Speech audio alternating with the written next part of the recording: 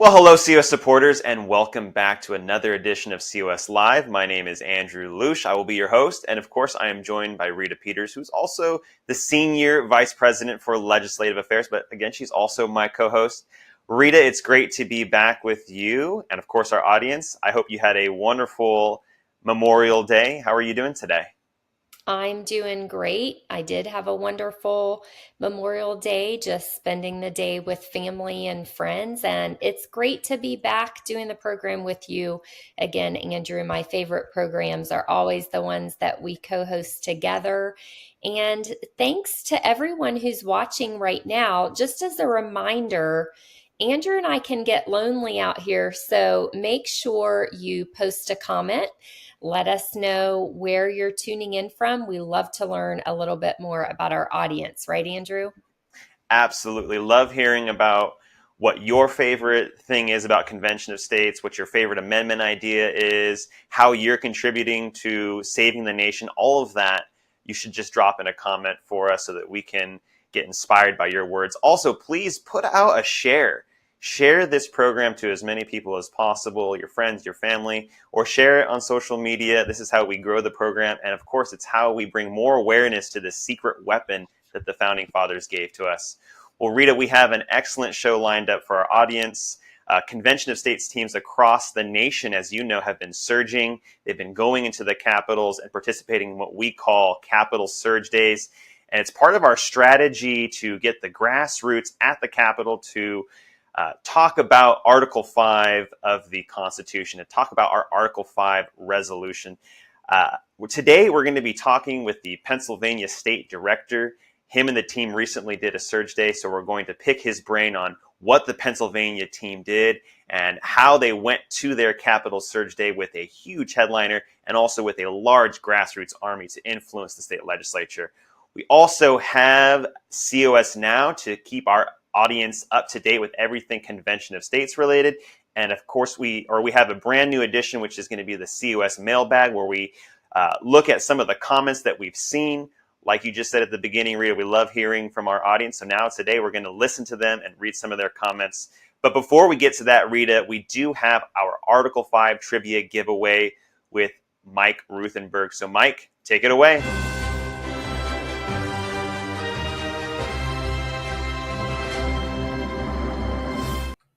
Thank you, Andrew. It is great to be here. Hope you guys are having a great week out there. Hope you had a great Memorial Day. What a wonderful opportunity it is to honor our fallen. I still see things, I still think about all the heroes out there that have given all, their last full measure. Well, now it's time to give some stuff away and to learn a little bit more about Convention of States. And actually, we'll see a bit of a groundswell of support for Convention of States. And if you're the one who answers this question correctly, you can get one of these cool COS sweatshirts. We actually make it in two ways. We make it with a zipper and we make it in the slip over in blue. They're pretty cool. Here's the one with the zipper. That's the color with the zipper if you want that. And of course, it says red or blue, the federal government will never willingly give up its power.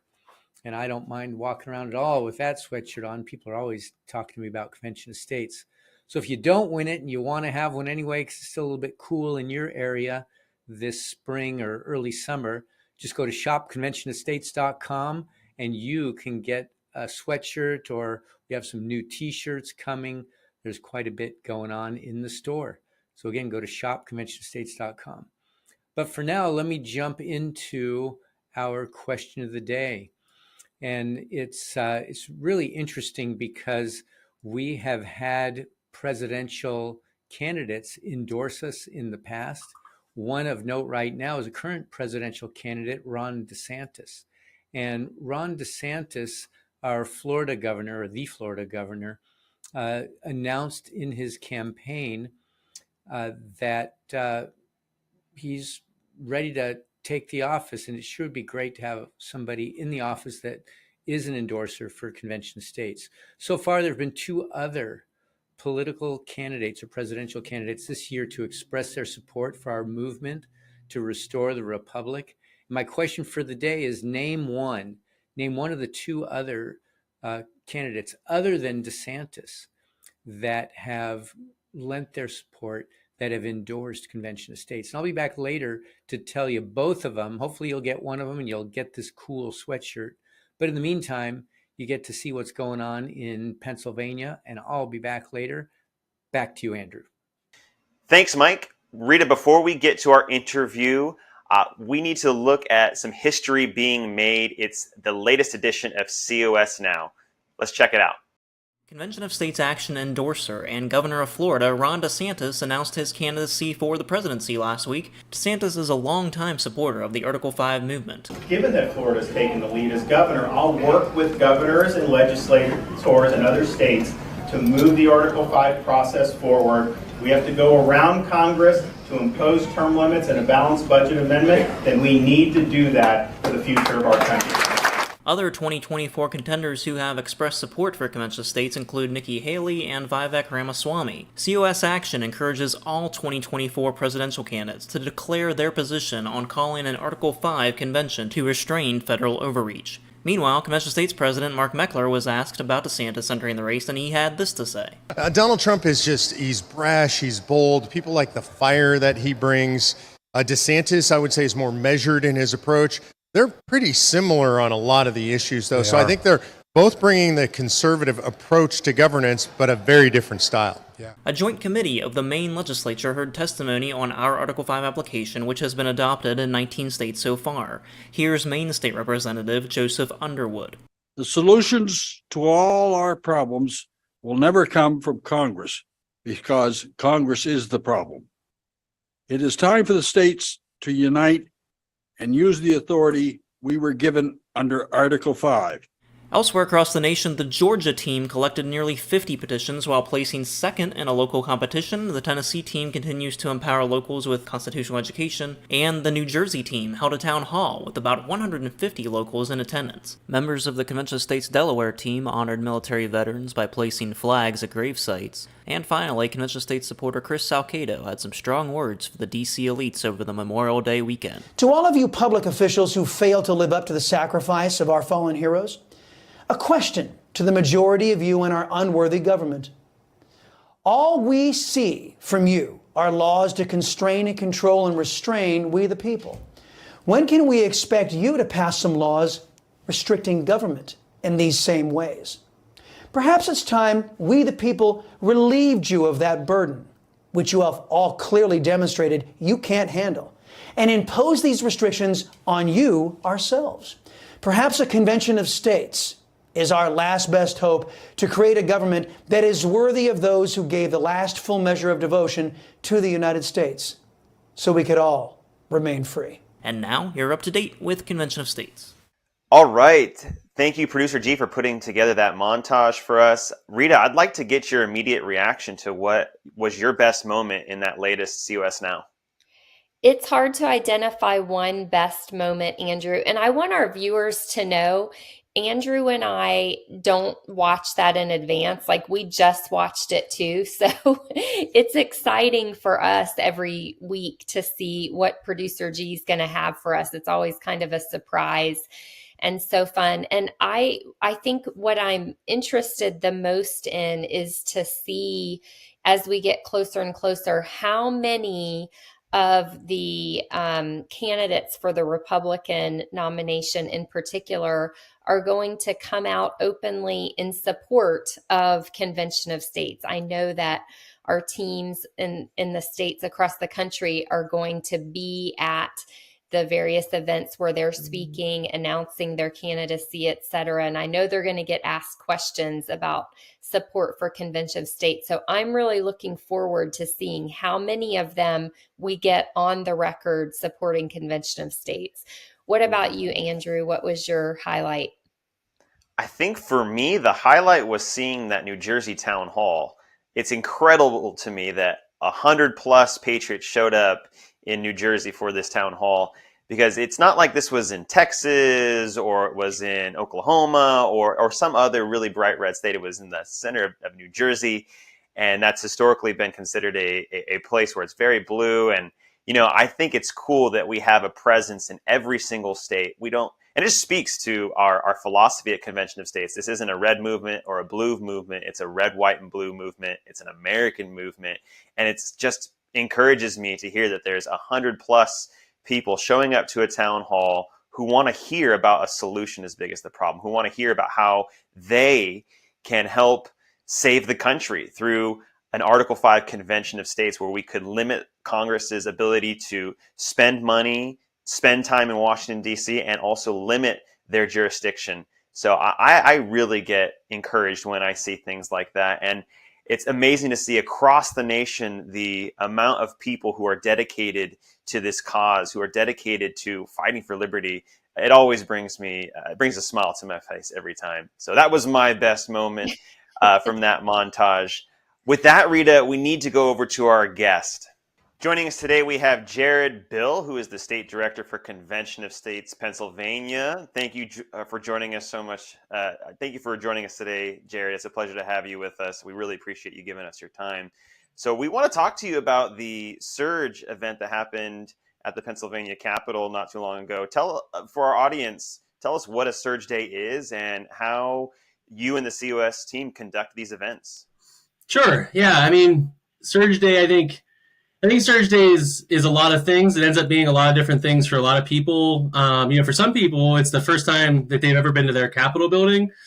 For other people, it's the first time they've ever met their legislator face to face. I think for the PA movement, it's a show of strength. The more engaged citizens we have on the ground in the Capitol shows a heartbeat or a health.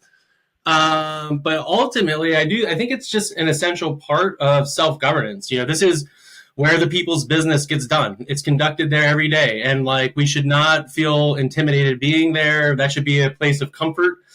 People should be acclimated to it. And so, I just think it's a part of our self-governance. Mm-hmm. Well, Jared, from what I heard about your event, it sounded like it was very well organized. And this is a great window into what it looks like when we say we want to restore self-governance in America. It's about being engaged with your government and forging those relationships so that everyday citizens can have genuine influence on government policy. So give our audience an idea of what goes into planning, preparing for, and executing a Surge Day at your state capitol.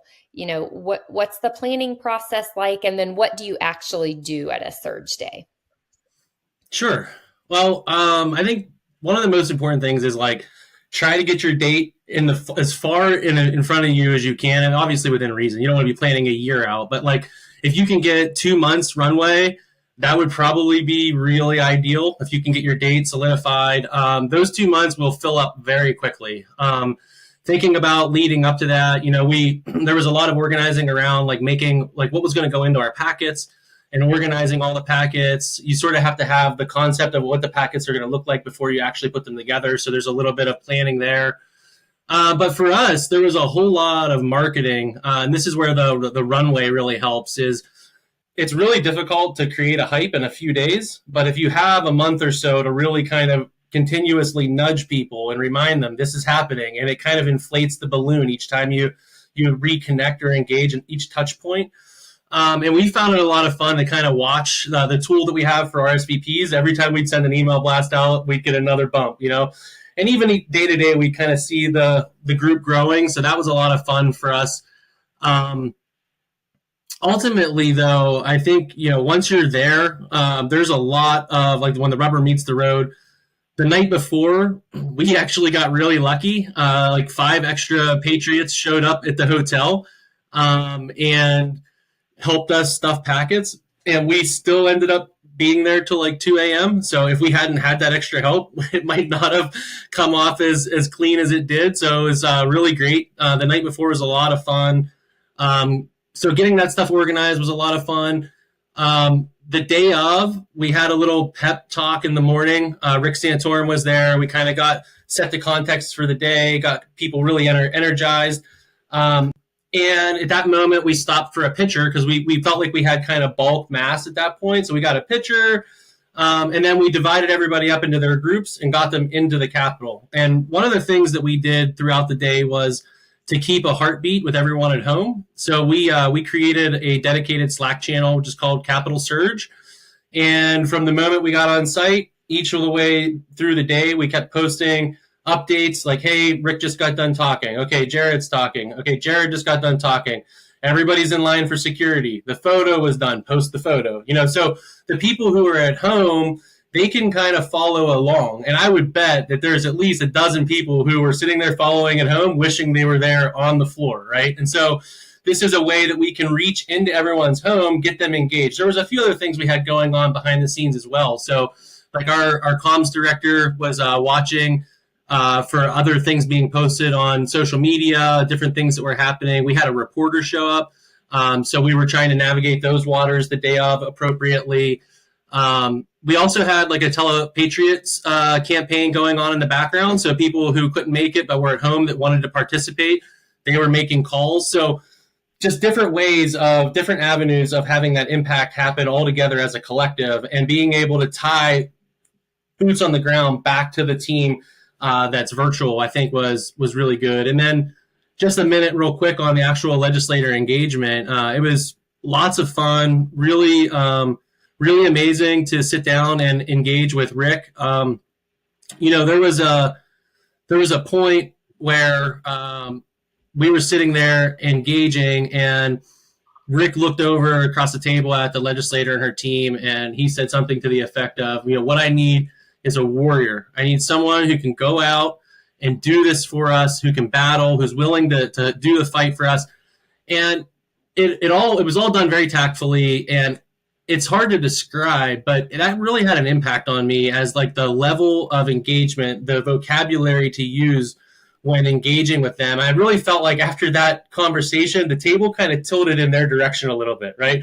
It's like, okay, this is what we need. We need someone to step up and be a warrior, or you are a warrior, right? And like, I felt like that was really impactful to the legislator. So I think we a lot of times say that legislators are people too. And I just think there's a lot that can be gleaned from that people don't, you hear it and you kind of just let it brush off your shoulder. But really, I think in a lot of these cases, the key to getting in with a legislator is to find a way to build a personal relationship with them.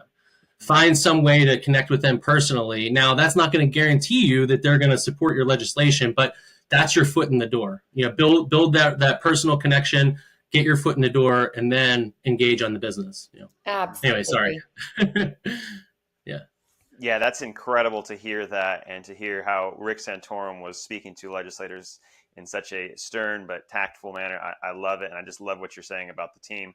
As a reminder, Jared, to our viewers, Convention of States Action is pushing pushing for resolutions through Article 5 to have an amending convention. And the resolution that we want to see would call for 3 specific topics: limitations on the federal government's ability to spend, limitations on the amount of time someone can spend in Washington, D.C. as a representative or elected representative, and then also reducing the jurisdiction of the federal government.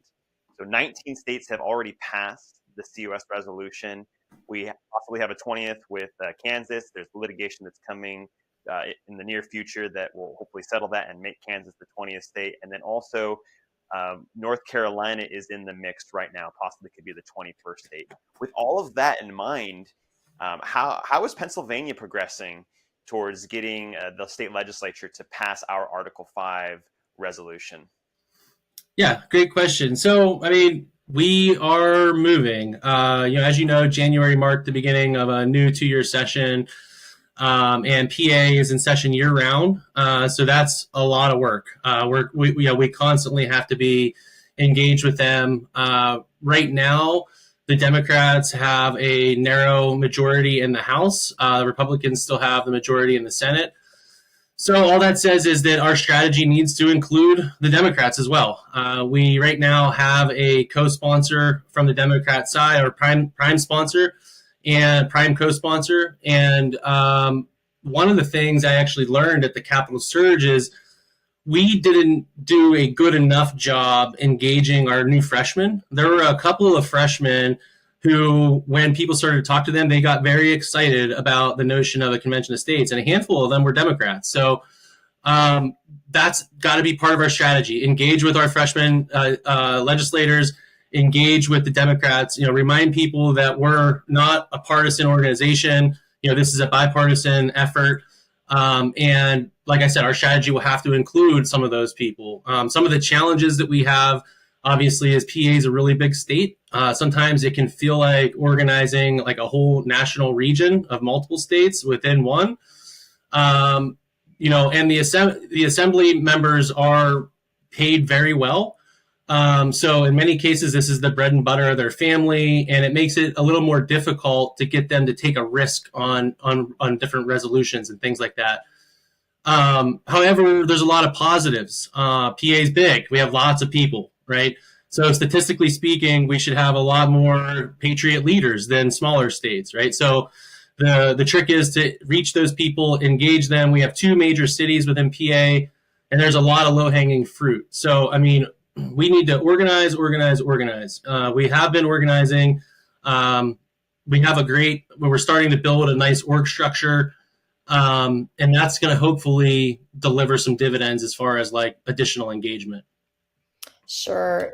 Yeah, we know that there were a couple of setbacks in last year's elections, right?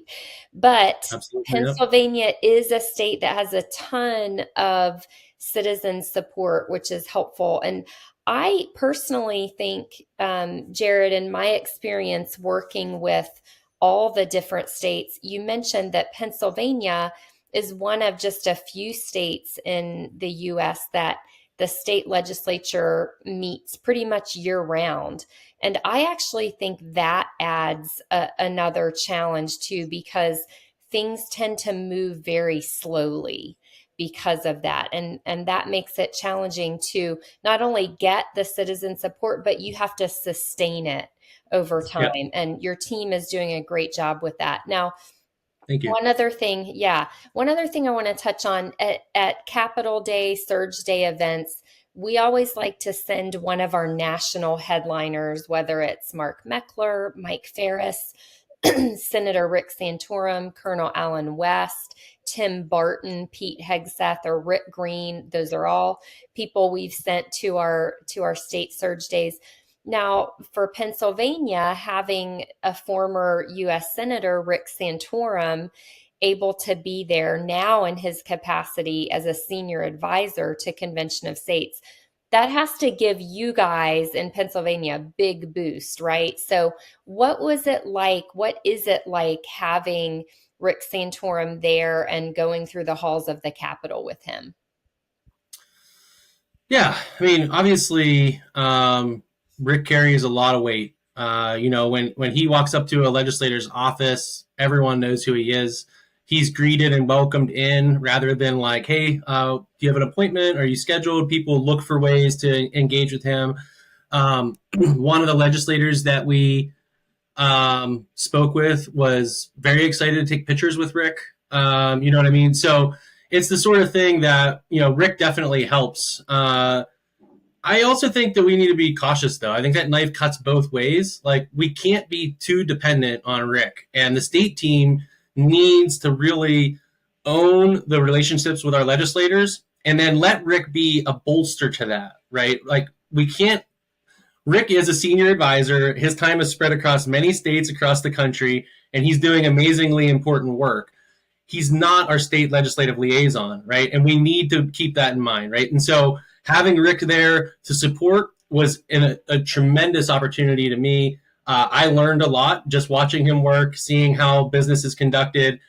But we as a state also, we need to do that on a regular, right? We need to be developing those relationships. We need to know everyone by face and name, have personal relationships built. And then when Rick comes in, again, it bolsters the existing relationship that we have. So I think we can grow and do more there and, have Rick come in and really help us get across the finish line whenever it's time.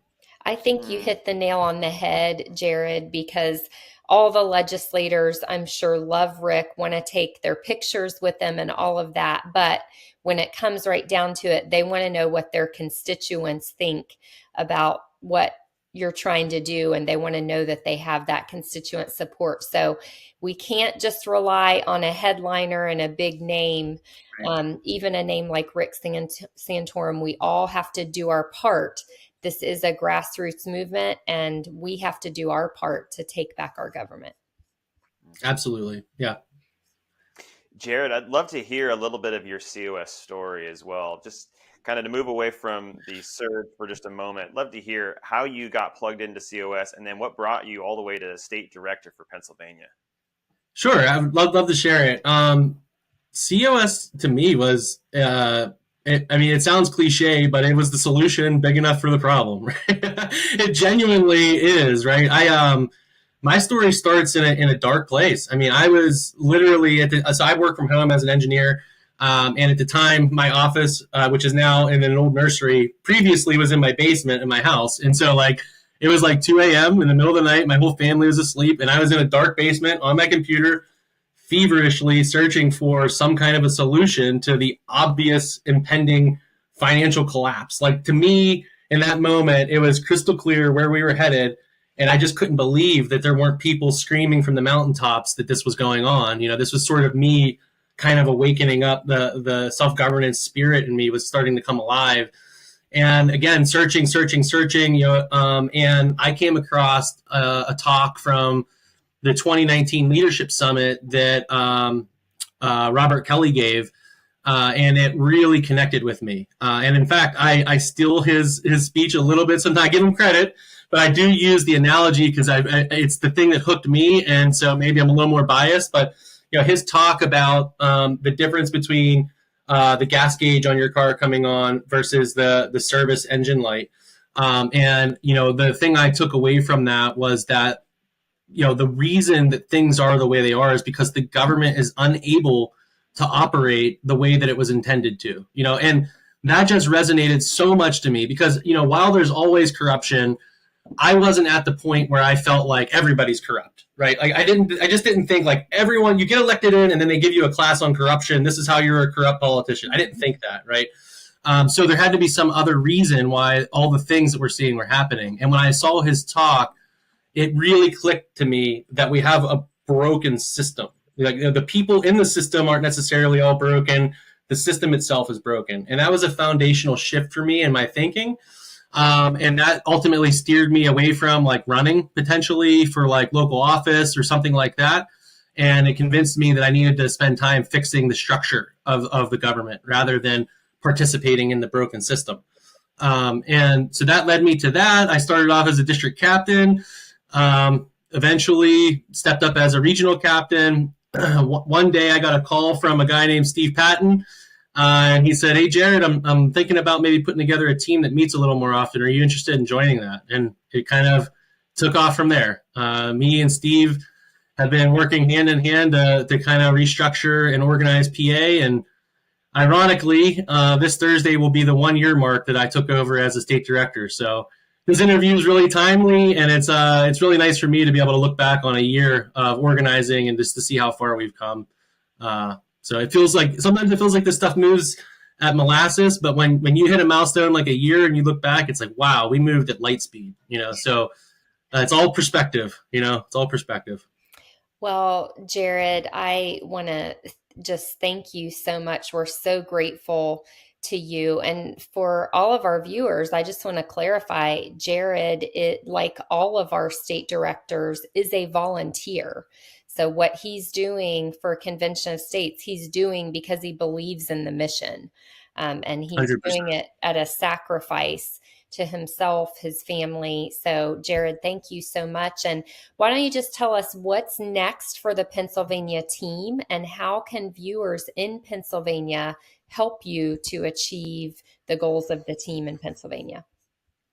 Oh, man. All right. I'll try to do this somewhat quickly. There's so much going on. I mean, we are approaching 96,000 petitions in PA.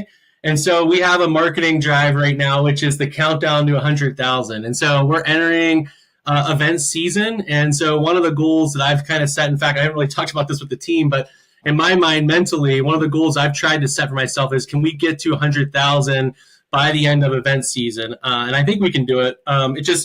really takes us engaging in events in a meaningful way. I think that we can always be organizing more, right? So figure out the 5 or 6 events in the month that really matter and invest in them really heavy. You know, go out, do the relationship building, do the introduction to COS, talk about the facts, but never lose track of the fact that the currency within COS are petitions, right?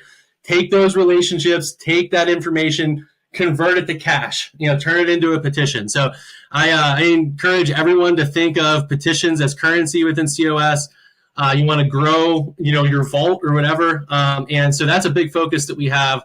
We're growing our team. Also, we recently added a statewide events coordinator who's going to help with the things I just covered. We also added a state coalitions director. So one of the things that's important for us is tying COS to the relevant things in people's everyday lives, right? I feel like, and this is going to be a blanket statement, so I apologize, but a lot of coalitions form reactionary. They're about one specific topic. They're about a thing. We just got done talking about COS is more of a foundational transformation, right?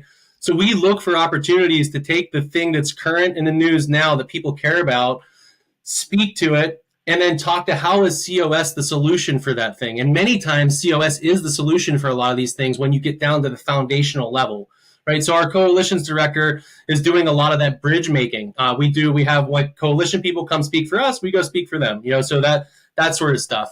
We're onboarding a director of Telepatriot right now. I kind of feel sometimes like we can be a one-trick pony with email blasts.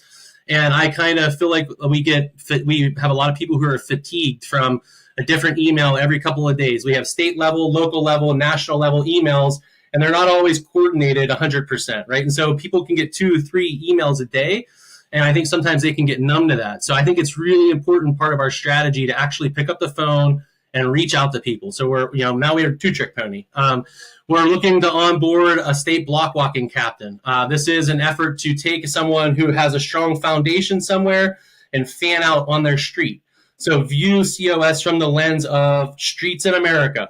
How many people on each street do we have? If we have 1 person, can we double that? You know, walk through your street, turn your street from 2 people into 4 people. You know, if we do that everywhere, we double our footprint, right? So this is the engagement at the local level. And then, as I mentioned earlier, we're looking for more help in our legislative area. So initially, we had been on a search to find a legislative liaison, and that was taking a bit longer than we wanted. So we decided to flip the process on its head. Rather than starting top down, bring in an LL and let them form a team, we said, let's take a grassroots approach. So we started to onboard people onto a team who were interested in legislation, and now they're the engine's starting to run, and our hope is that eventually a leader will step up to lead. So we're growing in a lot of different areas. On the marketing side, we just recently launched conventionestates.com/PA. So if you go there, we have a little website that's specific to PA. It's in different levels of organized right now. Some of it is still being developed. Some of it has old documentation linked on it, but it's growing. You can engage our state calendar there. That's a great way to let people on the leadership team know what you have going on. So you can go there and add your event if you want. Our comms team also just launched a PA monthly newsletter. So it's similar to like the Roundup, but it's all information specific to PA. And there are things that make it in there that normally wouldn't make it into like the Roundup. You know what I mean? It's more local to our stuff. We have recruitment drives going on for DCs, videographers, coalition team members, events coordinator team members. And the next big event that we have coming up at the end of June will be our Q2 all hands volunteer meeting.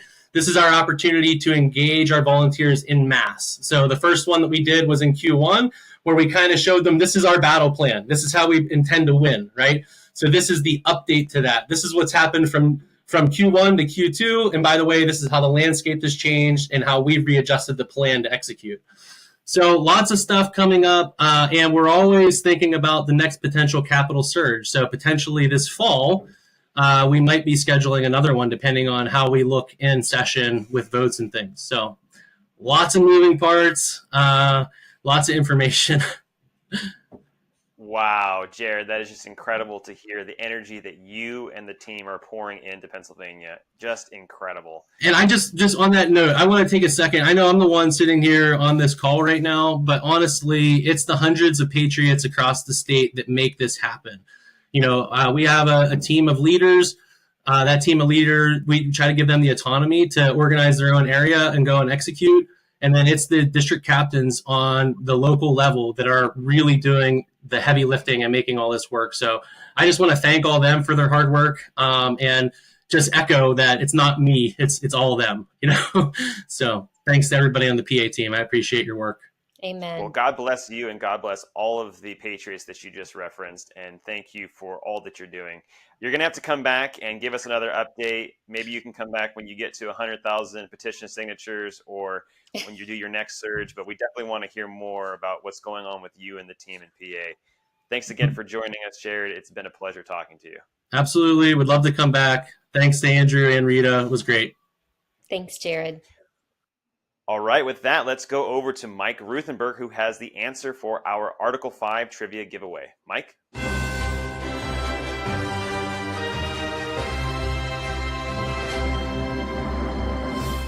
Thank you, Andrew. What a great show. It is so great to be able to see some video of things going on, to hear from our wonderful Pennsylvania State Director. And thank you guys for stepping in and getting the word out. And thank you to the folks that are showing up and listening, sharing this video, and engaging in the conversation, not just necessarily for the trivia, but also to share a little bit about your reactions to what's happening, because that's good for this broadcast. It gets it out even further. I know there's a lot of people need to hear what's going on. Well, if you're the one, if you remember, that was hoping to win this COS sweatshirt, or of course, we also have one with a zipper, so you can get the same COS sweatshirt with the zipper. Again, it says on the back, red or blue, the federal government will never willingly give up its power. And that is a Mark Meckler quote. And I love to sport this sweatshirt. It's one of my favorite garments from the store. So maybe you're the one who won. If you didn't, just go to shopconventionestates.com and you can pick one up yourself before they run out. It's starting to warm up, and we're going to be running out of these before too long. Anyway, you probably remember that Ron DeSantis, the governor of the state of Florida, has thrown down the gauntlet, says, I'm going to run for president. I want to be the next president of the United States. And one of the cool things about DeSantis is he's endorsed Convention of States. And so far, there have been 2 other presidential candidates this year that also endorsed Convention of States. And the question was, name one that has done it. And the answer is there's 2. One is Nikki Haley. The other is Vivek Ramaswamy. And so that are the 2. Hopefully you got one of them. Vivek Ramaswamy recently said Convention of States is within the Constitution for a reason. The framers of the Constitution had great forethought for periods just like this one. So I think getting that convention together will have a useful function for this country. I challenge every other GOP candidate to recognize the same thing. And again, Nikki Haley, in a statement, it's a little bit softer. She's also running for president. She implied her support by saying, if there's a convention of states, yes, I absolutely want term limits. I think it's a time for us to do that now. And of course, Ron DeSantis, our governor in the state of Florida, understands that the federal government will never voluntarily give up an ounce of its power. I know the states need to use Article 5 to take the power away from D.C. That's what he said in his endorsement. Florida is the 3rd of 12, now 19 states that will have already passed the resolution. And I encourage all of the state legislatures to support Convention of States project and pass the resolution today. Where do the other candidates stand on Convention of States? Well, we urge all 24 presidential candidates to take a public stand so you know where they are on our movement. If you want to learn a little bit more about Convention of States, there's tons there. Of course, you can go to conventionofstates.com. You can look us up on Rumble and YouTube and see a lot going on. Of course, you can check us out on Facebook too. Just look for Convention of States. Anyway, that's it for now. I'm going to turn it back over to Rita, and she'll wrap up the show. Thanks, Mike. So, to cap off today's program, we are debuting a brand new segment called COS Live Mailbag. I am super excited about this.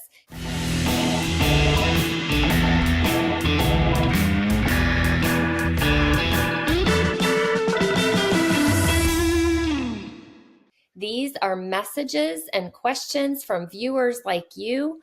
So if you want to be featured or you have a question, drop us a comment. I'm going to start with a comment from Wayne Anderson, who was responding to last week's episode with North Carolina Representative Dennis Riddell. Wayne says, "Thank you for this discussion. I've been following the COS movement for 4 or 5 years now and have signed the petition. I have recently become aware of the JBS, that's the John Birch Society, objection to the COS and even watched one of their videos that made it clear they are dealing in fear mongering with very little, if any, substantive argument to base their position on.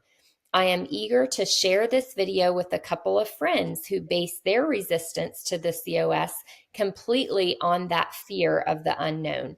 You did a commendable job of explaining the facts without animosity towards those who have been convinced of falsehoods that are unfounded in reality. Thank you for your calm and reserved approach to teaching us the truth."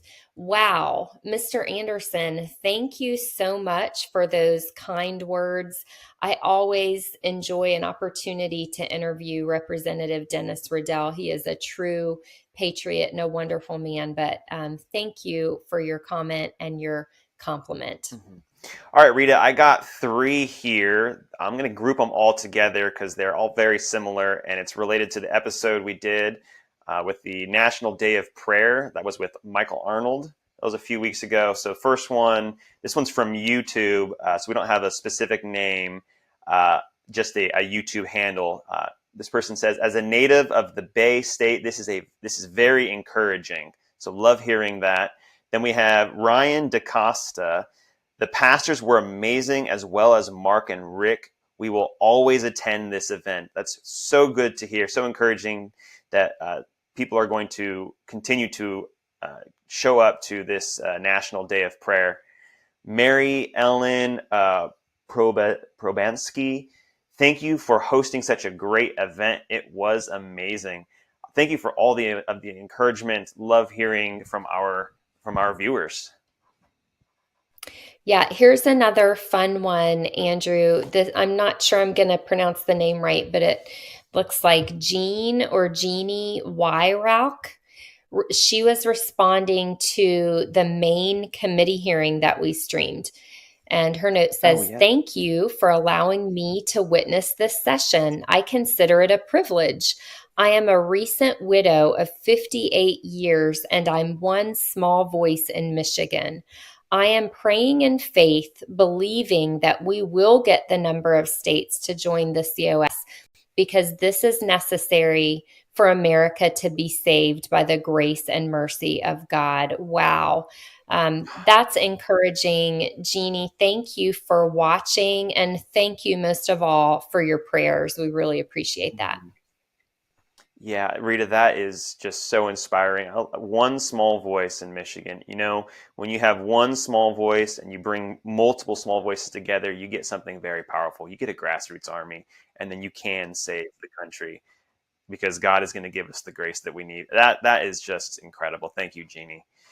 All right, I got one from Savannah Rose Alexander. "It's really exciting that we could potentially practice something written in the Constitution that we have never practiced before." Amen to that. Our founding fathers knew. They were so smart and put these things there for us for a reason. I couldn't have said it any better, Savannah. The founding fathers gave us Article 5 for a time just like this, when Congress fails to act, when Congress does not listen to the will of the people, when Congress decides that they're not going to move on something important. The states can get together, they can rally together at an amending convention, and they can be the ones to act on behalf of the people. So amen, Savannah Rose Alexander. Andrew, I have one more. I'm just going to read it. It says, Alice Tillery here in the state of Alabama. I want the state's rights completely restored, and I want the Constitution to be the ruler of our land. Alice, thank you for that. You are right on. That was, the hook that pulled me into Convention of States is my firm belief and commitment to the rule of law. We are meant to be under the rule of law, not under the rule of men. And that's what Convention of States is all about. It's restoring the rule of law under our Constitution as written. Absolutely. All right, Rita, I got two more. We have one from Melissa Martin, who is a district captain.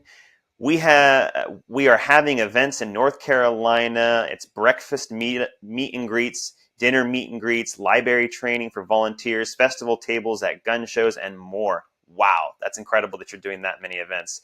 We will be at the GOP event in Greensboro in June. Great opportunity. Yes, that is indeed going to be a great opportunity. I'm just so inspired to hear how our district captains and volunteers are going out into the community and they're engaging the people in that community. That's our lifeblood at Convention of States, engaging at the local level. So well done, Melissa Martin. Thank you for that comment. I have one more. It's a question from Judy Bortz. Does Convention of States have a group in Michigan? Yes, of course we do. Go to conventionofstates.com and click the Take Action page to get started. Sign up as a volunteer. Someone from the Michigan team is going to reach out to you and get you plugged in. And that goes for anyone out there. It's not just in Michigan. We have state teams all across the nation. So please go to conventionofstates.com, get in the game, get active, volunteer, and I guarantee you, you are going to learn so much about how you can be not just a voter, but an activist to save the country. So Rita, we're going to sign off, but we'll see you next Tuesday at 6 p.m. Eastern time for another edition of COS Live. Rita, we got a country to save, so it's time for us to get back to work. Thanks for joining us.